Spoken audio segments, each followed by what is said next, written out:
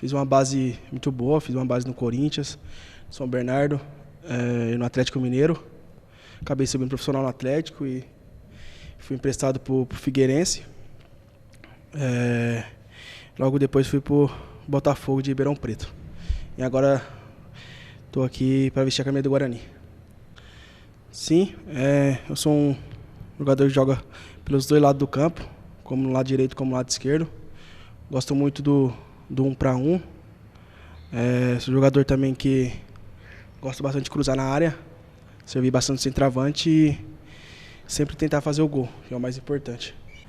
Então, a gente está bem focado. Estou muito feliz de poder tá vestindo a camisa do Guarani, sei que é um clube muito pesado. E estou muito feliz de poder logo entrar dentro de campo para poder ajudar a equipe, estrear no Paulistão, estrear no Brasileiro, e conquistar bastante coisa esse ano aí de 2023, que, se Deus quiser, vai ser uma temporada prodígio para a gente.